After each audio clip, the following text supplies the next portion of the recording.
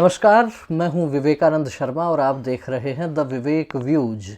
The Vivek views के इस episode में हम लेकर आए हैं आपके लिए झुंझुनू जिले की 4 विधानसभा सीटों का ओपिनियन पोल। जी हां, झुंझुनू जिले में 7 विधानसभा क्षेत्र आते हैं और 2018 में जो चुनाव हुआ उनमें केवल एक जगह भाजपा जीत पाई, सूरजगढ़ में। बाकी जगह भाजपा वहां नहीं जीत पाई, तो कहा जा सकता है कि 7 में से केवल एक सीट भाजपा के पास थी 2018 के विधानसभा चुनाव के समय। इस बार क्या स्थिति परिस्थिति है, तो इस एपिसोड में हम बात करेंगे 4 विधानसभा क्षेत्रों की, खेतड़ी, पिलानी, सूरजगढ़ और नवलगढ़। सबसे पहले बात करेंगे हम खेतड़ी विधानसभा क्षेत्र की।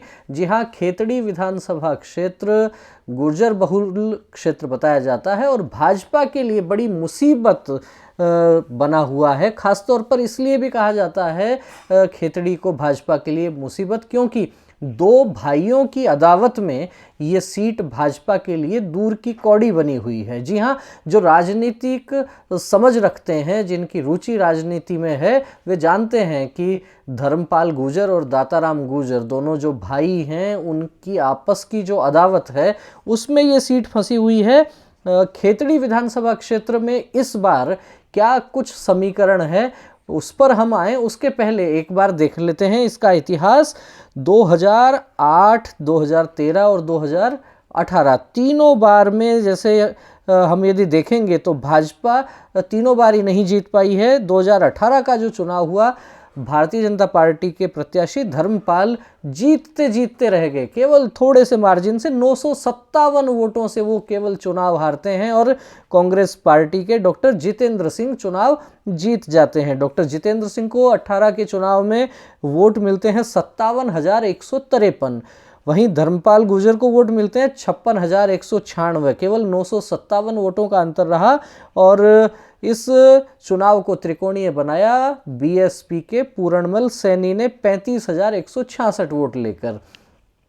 तो समझा जा सकता है कि खेतड़ी की जो सीट है उसमें बसपा का जो उम्मीदवार है वो भी लगातार चुनाव को प्रभावित करता है। 2013 में वही पूरणमल सैनी बसपा से चुनाव लड़ रहे थे और वहां से विधायक भी बनते हैं। उस समय वोट उनको मिलता है 42,432 वोट प्राप्त करके वो जीत जाते हैं और कांग्रेस के डॉक्टर जितेंद्र सिंह 34,582 वोट लेकर दूसरे नंबर पर रहते हैं।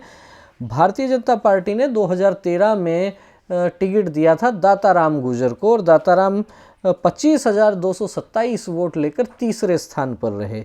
अब हम देखें इसमें 2008 के चुनाव में, तो उस समय डॉक्टर जितेंद्र सिंह 33,639 वोट प्राप्त करके चुनाव जीत जाते हैं। बहुत कम वोट उस समय मिले, लेकिन भाजपा के धर्मपाल गुर्जर 22,572 वोट लेकर दूसरे नंबर पर रहे और बीएसपी के पूरणमल सैनी 16,554 वोट लेकर उस समय तीसरे नंबर पर रहे। अब ये जो मैंने आंकड़े आपके सामने रखे हैं, इससे समझा जा सकता है कि खेतड़ी विधानसभा क्षेत्र में सैनी समाज, माली समाज के भी कुछ वोट हैं। एससी एसटी का वोट भी जो है वो इकट्ठा होता है और एक अलग से ध्रुव बनता है। लेकिन भारतीय जनता पार्टी एक बार धर्मपाल गुर्जर को मौका देती है, एक बार दाताराम गुर्जर को मौका देती है। 18 में धर्मपाल को टिकट मिला, 957 वोटों से हार गए। इस बार फिर से भारतीय जनता पार्टी ने धर्मपाल गुर्जर पे भरोसा जताया और टिकट उनकी रिपीट की है। लेकिन यहाँ मज़ेदार बात यह है कि जो डॉक्टर जितेंद्र सिंह लंबे समय से कांग्रेस की पार्टी के एक तरीके से वहां पर्याय बने हुए थे, उनको इस बार टिकट नहीं दिया गया और दाताराम गुर्जर जो भाजपा से चुनाव लड़ चुके हैं, उनकी बेटी मनीषा गुर्जर जो प्रधान भी है, उस पर दांव खेला कांग्रेस पार्टी ने। वहीं दूसरी तरफ हम देख सकते हैं कि बसपा का जो प्रतिनिधित्व कर रहे थे पूरणमल सैनी, वो इस बार रेस में कहीं नहीं है। बसपा की तरफ से एक नया नाम, एक नया चेहरा वहाँ मनोज घुमरिया के रूप में सामने आया है। मनोज घुमरिया लंबे समय से वहाँ काम कर रहे हैं और कहा जा रहा है कि बहुत सघन चुनाव प्रचार लगभग 1 वर्ष से वो कर रहे थे। टिकट भी बहुत पहले उनकी डिक्लेयर हो चुकी थी। तो कुल मिला के चुनाव त्रिकोणीय हो गया, फिर से वही दोनों भाइयों की अदावत, धर्मपाल गुर्जर, दाताराम गुर्जर की, और साथ में जो है मनोज घुमरिया। अब यहाँ जो चुनाव की इस बार की जो गणित समझ में आ रही है, जो जानकारियाँ, जो इनपुट्स हमारे पास आए हैं, अनेकों लोगों से हमारी चर्चा हुई, पत्रकारों से हुई, राजनीतिक कार्यकर्ताओं से, सामाजिक कार्यकर्ताओं से चर्चा हुई। खेतड़ी में इस बार का जो मुकाबला है वो लग रहा है धर्मपाल गुर्जर और मनोज घुमरिया के बीच। कांग्रेस पार्टी यहाँ इस बार तीसरे नंबर पर जाती हुई दिख रही है और उसके पीछे कारण जो बताया जा रहा है, मनोज घुमरिया बीएसपी का सिंबल लेकर आए हैं, SC ST का कोर वोटर उनके साथ में है, साथ ही राजपूत समाज के बहुत से लोग मनोज घुमरिया के साथ देखे गए हैं। सैनी समाज, माली समाज भी ऐसा कहा जा रहा है कि मनोज घुमरिया के साथ है, और जाट समाज के भी बहुत से मतदाताओं ने मनोज घुमरिया पर विश्वास जताया। तो एक प्रकार से जो गुर्जर बहुल क्षेत्र में एंटी गुर्जर जो माहौल बनता है उसको कहीं ना कहीं दिशा देने का काम मनोज घुमरिया कर रहे हैं। वहीं दूसरी तरफ धर्मपाल गुर्जर के प्रति गुर्जर समाज में बहुत बड़ी सहानुभूति देखने को मिली। खेतड़ी विधानसभा क्षेत्र में मेरे को जाने का मौका मिला था सर्वे के लिए। उस समय भी ये सब चीज़ें आ रही थी कि गुर्जर समाज धर्मपाल को अपना नेता मान रहा था और एक सहानुभूति की लहर उनके लिए चल रही थी। तो उस सहानुभूति के बूते, और जैसा कि समझ में आ रहा है कि दाताराम गुर्जर की बेटी मनीषा को कांग्रेस ने टिकट दिया है, तो गुर्जर समाज का वोट उधर नहीं जा रहा। साथ ही कांग्रेस का जो core voter doctor Jitendra Singh के पास हुआ करता था, ऐसा कहा जा रहा है अंदर ही अंदर डॉक्टर जितेंद्र सिंह ने भी अपना वोट धर्मपाल की तरफ शिफ्ट करवा दिया है। ऐसे में ये स्पष्ट हो रहा है कि खेतड़ी की सीट पर मुकाबला मनोज घुमरिया बीएसपी और भाजपा के धर्मपाल गुर्जर के बीच में है, और इसमें धर्मपाल गुर्जर बाजी मारते हुए दिख रहे हैं। तो हमारी तरफ से लगता है अभी कि झुंझुनू जिले की ये पहली सीट खेतड़ी की, ये भाजपा के धर्मपाल गुर्जर जीत रहे हैं। झुंझुनू जिले की दूसरी सीट जिसकी हम चर्चा करेंगे वो है नवलगढ़। जी हाँ, वही नवलगढ़ जहां डॉक्टर राजकुमार शर्मा लगातार 3 चुनाव जीत चुके हैं, हैट्रिक लगा चुके हैं। निर्दलीय चुनाव लड़के वो जीते, बसपा से चुनाव लड़के वो जीते, और कांग्रेस पार्टी से सिंबल लेने के बाद भी चुनाव जीते। लेकिन इस बार मामला थोड़ा सा उनका कमज़ोर बताया जा रहा है। तो इस चुनाव की हम बात करें, इससे पहले नवलगढ़ के 3 चुनाव में जो स्थिति बनी है, सबसे पहले 2008 की बात करें, राजकुमार शर्मा बीएसपी के टिकट पर वहाँ से चुनाव लड़े थे। उनके सामने कांग्रेस की प्रतिभा सिंह थी। राजकुमार शर्मा को वोट मिले थे 50,273 वोट, और बस कांग्रेस की प्रतिभा सिंह को वोट मिले थे 36,193। उस समय 2008 के चुनाव में भाजपा ने कोई गठबंधन के तहत सीट छोड़ी थी ये, और उस गठबंधन के प्रत्याशी के रूप में शुभकरण चौधरी ने चुनाव लड़ा था। 22,367 वोट उनको उस समय मिले थे। राजकुमार शर्मा बहुत आसानी से लगभग 14,000 वोटों से वो चुनाव जीत गए थे। 2013 में मार्जिन और बढ़ाया उन्होंने, और निर्दलीय चुनाव लड़ा राजकुमार शर्मा ने, 76,845 वोट लिए। कांग्रेस की प्रतिभा सिंह को 43,279 वोट मिले, और लगभग हम देख सकते हैं कि ये चुनाव वो 33,000 वोटों से बड़े मार्जिन से जीते। बीजेपी की टिकट जगदीश प्रसाद को दी गई, उनको वोट मिले 30,889, तीसरे नंबर पर भाजपा गई। 2018 का जो चुनाव था उसमें कांग्रेस पार्टी ने अपना टिकट दिया डॉक्टर राजकुमार शर्मा को, और राजकुमार शर्मा को वोट मिले 79,570। लगातार तीसरे बार में भी वोट उनका बढ़ा है। भाजपा से प्रत्याशी थे रवि सैनी, उनको वोट मिले केवल 43,070। तो ये चुनाव भी राजकुमार शर्मा जीत गए लगभग 36,000 वोटों से। लगातार मार्जिन बढ़ाते गए, और विक्रम सिंह जाखल ने चुनाव लड़ा निर्दलीय, और 39,259 वोट उन्होंने प्राप्त किए। वो विक्रम सिंह जाखल जिन्होंने 39,259 वोट पिछले चुनाव में निर्दलीय लड़के लिए, उन्हीं विक्रम सिंह को इस बार भारतीय जनता पार्टी ने अपना उम्मीदवार बनाया। और सीधी टक्कर जो है इस बार, कोई त्रिकोणीय मुकाबला नहीं, सीधी टक्कर भाजपा के विक्रम सिंह जाखल और डॉक्टर राजकुमार शर्मा के बीच हुई है। अब वहाँ जब नवलगढ़ विधानसभा क्षेत्र में भी सर्वे के लिए मेरा जाना हुआ था, उस समय भी स्थितियाँ इसी प्रकार की थी कि राजकुमार शर्मा को लोग कह रहे थे कि इस बार बड़ा भारी विरोध का सामना करना पड़ सकता है। और उस समय सांगलिया पीठ के ओमदास जी महाराज का भी नाम वहां से चल रहा था भारतीय जनता पार्टी के टिकट के लिए, लेकिन उनकी तरफ से कोई स्पष्टता नहीं थी और विक्रम सिंह जाखल पर भरोसा जताते हुए भाजपा ने उनको अपना उम्मीदवार बनाया। अब इस समय जो जानकारियां हमारे पास आ रही हैं नवलगढ़ से, वो जानकारी ये आ रही है कि डॉक्टर राजकुमार शर्मा का उस क्षेत्र में एंटी इनकम्बेंसी मान लीजिए, लगातार 3 बार चुनाव जीत चुके हैं, 15 साल प्रतिनिधित्व कर चुके हैं, उसके कारण कुछ विरोध है। कुछ विरोध उनका सीमेंट फैक्ट्री को लेकर भी है। ऐसा बताया जा रहा है कि वहाँ उनके विधानसभा क्षेत्र में जहाँ सीमेंट फैक्ट्री प्रारंभ हुई, अनेक ग्रामीणों का, स्थानीय लोगों का उसको लेके विरोध रहा, रोजगार के विषय को लेके और कई सारे तमाम विषय रहे। एक बढ़ारना जोहड़ा, उस जोहड़े की बात को लेकर भी लंबे समय तक वहां आंदोलन चला और उसको लेकर भी ऐसा बताया गया कि डॉक्टर राजकुमार शर्मा को काफ़ी नुकसान उठाना पड़ा है। यूँ तो कहा जाता है कि डॉक्टर राजकुमार शर्मा बहुत अपना प्रभाव बना के रखते हैं मतदाताओं पर, लोगों के काम भी उन्होंने करवाए, लेकिन ये जो एंटी इनकम्बेंसी है इसका खामियाजा उनको इस बार भुगतना पड़ रहा है। और साथ ही लोगों ने ये भी बताया कि राजकुमार शर्मा चुनाव का दिन आते आते बौखलाहट में कई सारे बयान अपने उक दे गए, कई सारी घटनाएं ऐसी हो गई। ऐसा भी बताया गया कि भाजपा के एक वरिष्ठ कार्यकर्ता ओमेंद्र चारण के साथ भी मारपीट हुई, लड़ाई झगड़ा हुआ, सिर पे रोड से वार किया गया, उसको लेकर भी माहौल खराब हुआ। कुछ ब्राह्मण समाज के लोग जो भाजपा के समर्थक हैं उनको लेके कुछ बातें ऐसी आ रही थी कि उनको खरीद लिया गया है। उन लोगों ने भी सोशल मीडिया पर अपने वीडियो चलाए कि कोई हमारे को खरीद नहीं सकता है। ऐसी अनेक प्रकार की चर्चाएं वहाँ चली हैं।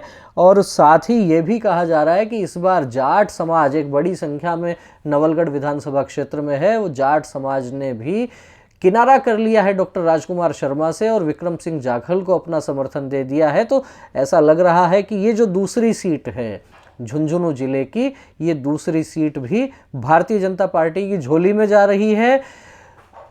तो निश्चित रूप से समझा जा सकता है कि लंबे समय के बाद में नवलगढ़ में भारतीय जनता पार्टी का कमल खिलने वाला है। झुंझुनू जिले की तीसरी सीट की मैं चर्चा करना चाहूँगा। पिलानी की आरक्षित सीट है और यहाँ भी बड़ा दिलचस्प चुनाव इस बार देखने को मिला है। त्रिकोणीय मुकाबला रहा है, भारतीय जनता पार्टी, कांग्रेस और निर्दलीय प्रत्याशी। निर्दलीय प्रत्याशी वो जिनकी अपनी गहरी पकड़ वहाँ की जनता में है। जी हाँ, भारतीय जनता पार्टी ने यहाँ उम्मीदवार बनाया नए व्यक्ति को, राजेश दहिया को। कांग्रेस पार्टी से भी टिकट इस बार बदला गया, पीतराम काला को टिकट दिया गया और साथ ही निर्दलीय के रूप में चुनाव लड़ा यहाँ से कैलाश मेघवाल ने। जी हाँ, वही कैलाश मेघवाल जिनके पिता काका सुंदरलाल के नाम से जाने जाते हैं। झुंझुनू जिले की राजनीति में एक बड़ा नाम, जिस तरीके से शीशराम ओला हुआ करता था, ठीक उसी प्रकार अनुसूचित जाति जनजाति वर्ग के अंदर एक बड़ा नाम काका सुंदरलाल का लंबे समय तक सूरजगढ़ और पिलानी के क्षेत्र में उनका गहरा प्रभाव देखने को मिलता है। अब इस बार वहाँ जो कुछ हो रहा है उसको समझने से पहले एक बार समझना पड़ेगा 2008, 2018 और 2013 का जो चुनाव हुआ 2008 में ये सीट रिजर्व सीट हुई। इसके पहले सूरजगढ़ की सीट रिजर्व थी, वहाँ से ये चुनाव लड़ते थे काका सुंदरलाल। 2013 का जो चुनाव हुआ उसमें काका सुंदरलाल ने चुनाव लड़ा और वोट लिए उन्होंने 72,914। कांग्रेस पार्टी के उम्मीदवार थे उस समय मदनलाल, केवल 4,691 वोट मिले। और मुकाबला मुख्य रूप से हुआ निर्दलीय प्रत्याशी जेपी चंदेलिया से, जिन्होंने 58,918 वोट लिए और सुंदरलाल बहुत आसानी से वो चुनाव जीत गए। सुंदरलाल की आयु बहुत अधिक हो गई, तो पिछला जो चुनाव था 2018 का, उसमें उनको पार्टी ने टिकट नहीं दिया। टिकट दिया उनके बेटे कैलाश मेघवाल को। और कांग्रेस पार्टी ने जो निर्दलीय प्रत्याशी थे 2013 में जेपी चंदेलिया, उनको टिकट दिया। जेपी चंदेलिया वहां से चुनाव जीते, विधायक बने, वोट लिए 84,715 और कैलाश मेघवाल को वोट मिले 71,176। लगभग 13,000 वोटों से जेपी चंदेलिया चुनाव जीत जाते हैं। अब देखिए इस बार कैसे वहां गणित बदलती है। ऐसा कहा जा रहा था कि कैलाश मेघवाल जो चुनाव हारे, उनको लगता था कि उनके साथ उनके पिता की विरासत है, एक बड़ा वोट बैंक है और झुंझुनू जिले की राजनीति में मैं अक्सर कहता हूँ वहाँ लीडर बहुत काम करते हैं। जी हाँ, लीडर के अपने खुद के वोट होते हैं, पार्टी के वोट अलग होते हैं। काका सुंदरलाल वहाँ के एक बड़े लीडर हैं। इसी तरह से श्रवण कुमार जो सूरजगढ़ से कांग्रेस के उम्मीदवार हैं, वो भी अपने आप में एक बड़े लीडर हैं। तो वहाँ ये जो दोनों लीडर अलग अलग पार्टियों के हैं, इनमें अंदर खाने ऐसा बताया जाता है कि कई सारे गठबंधन अंदर अंदर हो जाते हैं। तो काका सुंदरलाल और श्रवण कुमार का जो गठबंधन सामान्यतया लोग बताते थे होता था, वो पिछले चुनाव में नहीं हो पाया। इस कारण कैलाश मेघवाल को हार का मुंह देखना पड़ा। लेकिन इस बार 2023 का जो चुनाव हुआ है, उसमें कांग्रेस पार्टी से नए उम्मीदवार आए पीतराम काला, और भाजपा ने भी नए उम्मीदवार पर दाव खेला, राजेश दहिया पर। लेकिन कैलाश मेघवाल चुप नहीं बैठने वाले थे, निर्दलीय उन्होंने चुनाव लड़ा, अच्छा खासा चुनाव लड़ा। और यहाँ महत्वपूर्ण बात यह है कि चुनाव में जो हमारे पास इनपुट्स आए हैं, वो इनपुट्स ये आए हैं कि वहाँ भाजपा के प्रत्याशी तीसरे नंबर पर जा सकते हैं। इस तरीके की बातें वहाँ के लोगों के माध्यम से आई है। मुख्य मुकाबला कांग्रेस और निर्दलीय प्रत्याशी कैलाश मेघवाल के बीच बताया जा रहा है। और उसके भी कुछ कारण वहां से जो निकल कर आ रहे हैं, वो ये हैं कि भारतीय जनता पार्टी के कई बड़े चेहरे, झुंझुनू जिले के पिलानी विधानसभा क्षेत्र के कई बड़े चेहरे खुलकर निर्दलीय प्रत्याशी के साथ में थे। कुछ नाम जो वहाँ के लोगों के माध्यम से आए, सामाजिक कार्यकर्ताओं के माध्यम से, कुछ पत्रकारों के माध्यम से आए। झुंझुनू जिले के पूर्व जिलाध्यक्ष सुभाष शर्मा, ये कैलाश मेघवाल के साथ खुलकर देखे गए। नगर पालिका पिलानी के पूर्व चेयरमैन विजय हलवाई, पिलानी की प्रधान विरमा देवी, ओम प्रकाश मिश्र, एक युवा नेता मनोज आलड़िया, ऐसे कई सारे नाम, 20-25 नाम, 2 दर्जन से अधिक नाम ऐसे जो महत्वपूर्ण हैं वहाँ की राजनीति में, ये खुलकर कैलाश मेघवाल के साथ दिखाई दिए। तो ये कहा जा सकता है कि ये एक तो भाजपा की जो कोर टीम है, ये कैलाश मेघवाल के साथ बड़ी टीम एक तरीके से शिफ्ट हो गई। वहीं दूसरी तरफ श्रवण कुमार जो जाट वोटों पर अपना एक प्रकार से प्रभाव रखते हैं, उन्होंने भी ऐसा बताया जा रहा है कि कैलाश मेघवाल के समर्थन में वोटिंग करवाई है। तो ये जो समीकरण कहते हैं, इस हिसाब से तो लगता है कि भाजपा वहाँ तीसरे नंबर पर जाएगी। लेकिन फिर भी अपर हैंड जो बताया जा रहा है वो पीतराम काला का बताया जा रहा है। तो हमारे आधार पर पिलानी की जो सीट है, वो अभी जो रुझान है, जो चर्चाएं हैं, उसके आधार पर कांग्रेस को जाती हुई नजर आ रही है। अब इस वीडियो की आखिरी सीट सूरजगढ़ की हम बात करेंगे। सूरजगढ़ हम कह सकते हैं झुंझुनू जिले में एकदम आखिर की सीट है। आप नक्शे में देखते हैं तो ध्यान में आता है, और बहुत ही महत्वपूर्ण सीट है। महत्वपूर्ण इसलिए भी कह रहा हूं क्योंकि झुंझुनू जिले की राजनीति को बहुत हद तक प्रभावित किया है सूरजगढ़ ने। इस बार सूरजगढ़ से उम्मीदवार भाजपा ने बनाया संतोष अहलावत को, पूर्व सांसद को, पूर्व विधायक को, और कांग्रेस पार्टी से वही श्रवण कुमार मैदान में थे। भारतीय जनता पार्टी ने यहां से टिकट बदला। अब यहां समझने वाली बात यह है कि पूरे झुंझुनू जिले में जो 7 विधानसभा क्षेत्र आते हैं, उनमें केवल एक सीट 2018 में भाजपा ने जीती थी, वो सूरजगढ़ की सीट थी। यहां से सुभाष पूनिया भाजपा के विधायक बने थे, और सुभाष पूनिया को 2018 में वोट मिले थे 79,913। श्रवण कुमार कांग्रेस पार्टी से थे, 76,488 वोट उनको मिले थे। केवल लगभग 2,500 वोटों से बड़ी मुश्किल से सुभाष पूनिया जीत पाए थे। एक कर्मवीर यादव ने भी यहाँ से चुनाव लड़ा था, 30,948 वोट मिले थे, 30,948। ध्यान दीजिएगा, मैं आगे इस बात को कहीं जोड़ने वाला हूँ।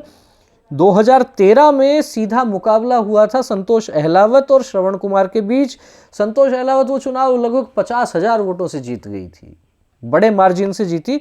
1,08,840 वोट संतोष अहलावत ने लिए थे, और श्रवण कुमार को वोट मिले थे 58,621। उस समय कोई यादव कैंडिडेट नहीं था। 2008 में भी श्रवण कुमार और संतोष अहलावत आमने सामने थे। 2008 में श्रवण कुमार को 44,985 वोट मिले थे, संतोष अहलावत को 37,771 वोट मिले थे, और बसपा से चुनाव लड़ा था नीता यादव ने, 28,738 वोट मिले थे।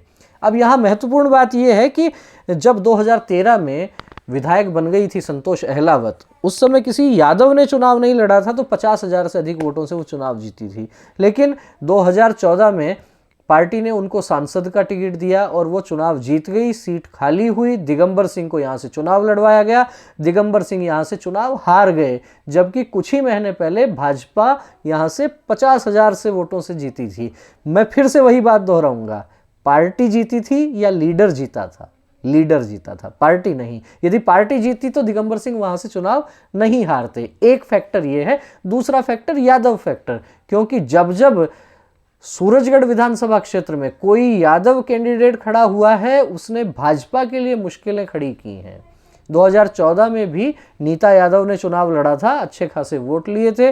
तो जब जब सूरजगढ़ विधानसभा क्षेत्र में कोई यादव वोट लेता है, चुनाव लड़ता है, तो लगभग 25 से 30,000 वोट मिलते हैं और भाजपा को उसका नुकसान होता है। इस गणित को यदि देखें तो 2023 के चुनाव में संतोष अहलावत प्लस में हो रही हैं, उनको कहीं ना कहीं फायदा मिल रहा है। वहीं दूसरी तरफ हम देखते हैं तो श्रवण कुमार की सक्रियता और साथ ही उनके सामने कांग्रेस पार्टी में कहीं कोई विरोध नहीं था, कोई दूसरा विकल्प नहीं था, कोई टिकट का दावेदार नहीं था। तो श्रवण कुमार की सक्रियता और उनका हम कह सकते हैं कि कहीं कोई विकल्प जैसा मामला नहीं था, तो कांग्रेस में भीतरघात जैसी बात भी नहीं थी। अब भाजपा की तरफ बात करें तो भाजपा में सूरजगढ़ में बहुत से टिकट के दावेदार थे। उनमें हम पहले नंबर पर यदि बात करें तो सुभाष पूनिया, जो खुद यहाँ से विधायक थे।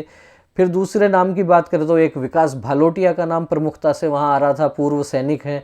सतीश गजराज का नाम वहाँ से आ रहा था, सोमवीर लांबा का नाम था और कई सारे नाम वहाँ थे इस प्रकार के, जो अलग अलग पॉकेट्स में काम कर रहे थे। लेकिन ये जो 3-4 लोग हैं, विकास भालोटिया, सतीश गजराज, सुभाष पूनिया और संतोष अहलावत, तो जिस प्रकार से टिकट लेकर ही आई हैं, तो ये एक प्रकार से समझा जा सकता है कि वहाँ की भाजपा अलग अलग खेमों में बट गई।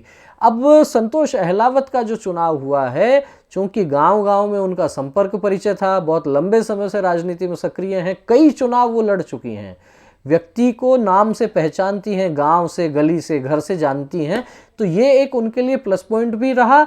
लेकिन साथ में नुकसान वाली बात जो है वो ये समझ में आ रही थी, जैसा कुछ लोग कह रहे थे कि कुछ लोगों से, और ख़ासतौर पर उसमें जो नाम आए हैं सतीश गजराज और सुभाष पूनिया, इन लोगों की तरफ से कुछ भीतरघात होने का खतरा उनको हो सकता है। इस कारण से सूरजगढ़ का जो चुनाव है वो थोड़ा बराबर की सी फाइट लग रही है। लेकिन जब हम बात वही करते हैं लीडर वाली, तो संतोष अहलावत भी एक बड़ी लीडर हैं, पार्टी का उनको सपोर्ट है।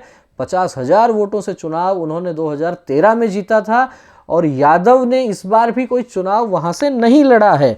तो ये सारी स्थिति परिस्थिति देखते हुए लगता है कि संतोष अहलावत प्लस में जा रही हैं इस बार, और नीता यादव का अंदर अंदर कहा जाता है कि एक सॉफ्ट कॉर्नर उनका रहता है संतोष अहलावत के साथ में।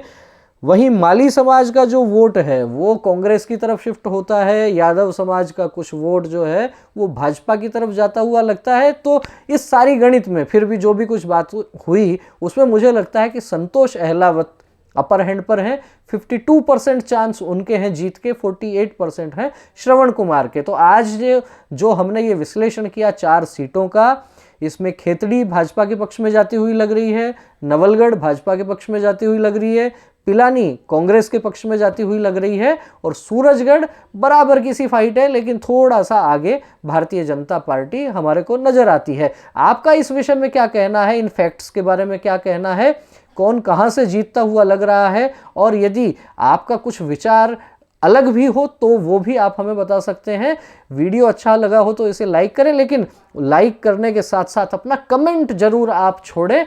वीडियो अच्छा लगा हो तो इसे अधिक से अधिक लोगों तक शेयर भी करें।